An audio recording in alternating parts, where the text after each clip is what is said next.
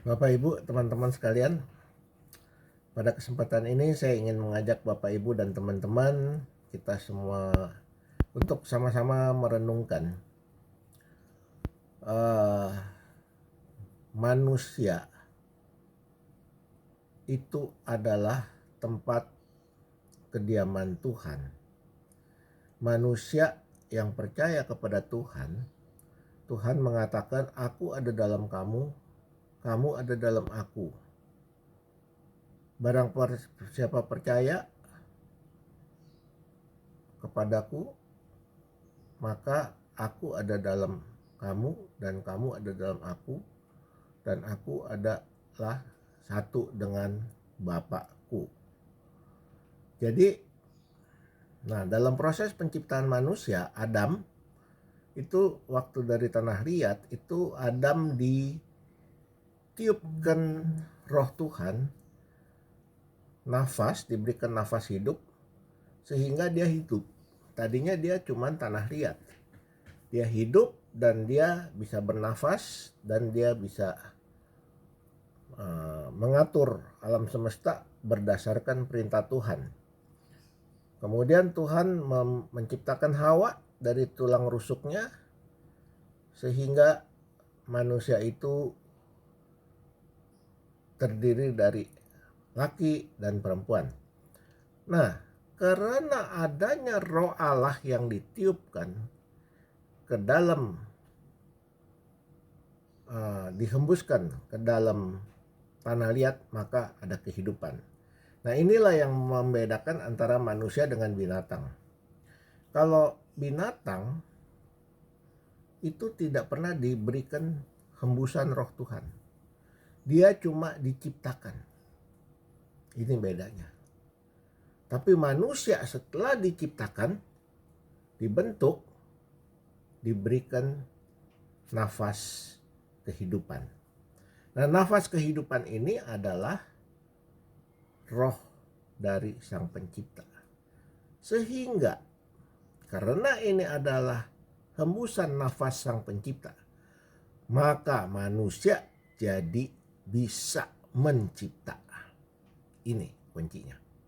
Nah, waktu Tuhan menciptakan manusia dan manusia sudah hidup dan menjadi pencipta dan diperintahkan untuk mengatur alam semesta ini, itu manusia ciptaan yang sempurna.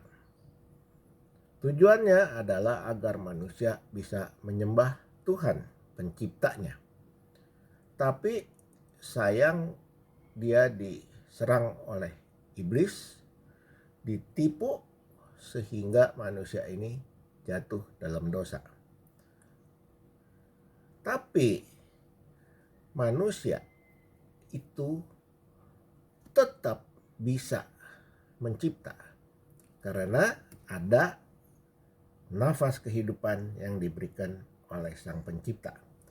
Monyet tidak bisa bikin kancing baju, monyet tidak bisa bikin baju, monyet tidak bisa bikin perahu, monyet tidak bisa bikin pancingan, anjing tidak bisa bikin sendok untuk makan, maka makan pakai mulut.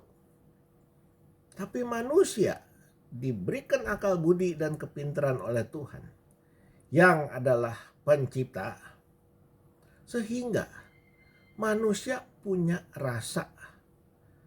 Dia bisa berasa, oh kalau makan pakai mulut itu nggak sopan. Makan pakai mulut seperti anjing. Manusia derajatnya lebih tinggi dari anjing. Karena itu manusia menciptakan piring, menciptakan mangkuk, menciptakan gelas untuk minum, menciptakan sendok garpu, menciptakan pisau untuk memotong. Itu karya. Dia merasakan, dia berkarya. Kemudian dia menciptakan. Kenapa dia menciptakan? Karena dia punya roh pencipta. Sedangkan monyet, anjing, kucing, macan, beruang, tidak ada satupun yang bisa mencipta. Itulah bedanya manusia dengan binatang. Karena itu, Bapak Ibu teman sekalian, kita manusia harus hidup berakhlak, harus hidup dalam pimpinan Roh Tuhan, karena Roh Tuhan ada di dalam kita. Karena Roh Tuhan ada di dalam kita, itulah sebabnya kita disebut bait Allah. Anak-anak Tuhan yang sudah menerima Tuhan Yesus sebagai juru selamatnya adalah bait Allah. Nah, Bapak Ibu, saya akan bacakan dari 1 Korintus 3 ayat 16 dan 17. Dikatakan, tidak tahukah kamu, itu ayat 16 ya, bahwa kamu adalah bait Allah dan bahwa Roh Allah diam di dalam kamu. Ayat 17, jika ada orang yang membinasakan bait Allah, yang membunuh bait Allah atau tubuh manusia, maka Allah akan membinasakan dia. Sebab bait Allah adalah kudus dan bait Allah itu adalah kamu. Itu sebabnya kita manusia tidak boleh bunuh diri dan tidak boleh membunuh. Karena kita masing-masing adalah bait Allah, tempat Allah tinggal. Waktu kita membunuh atau membinasakan bait Allah, maka Allah juga akan membinasakan orang yang merusak dan membinasakan bait Allah itu. Itu dasarnya kita tidak boleh bunuh diri dan membunuh sesama kita manusia. Ya, jadi dari 1 Korintus 3 ayat 16 dan ayat 17.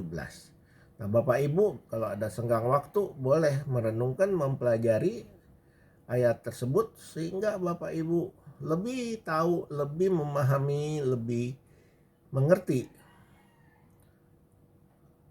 tentang firman Tuhan. Dan Bapak Ibu bisa mentaatinya, melakukannya dalam kehidupan sehari-hari. Nah, jangan lupa klik tombolnya subscribe dan share kemana saja ke teman-teman Bapak Ibu, supaya makin hari makin banyak orang yang kenal kepada Tuhan Yesus, makin banyak orang yang beriman kepada Tuhan, makin banyak yang diselamatkan. Sampai ketemu di kemudian hari di Renungan Sebutir Debu.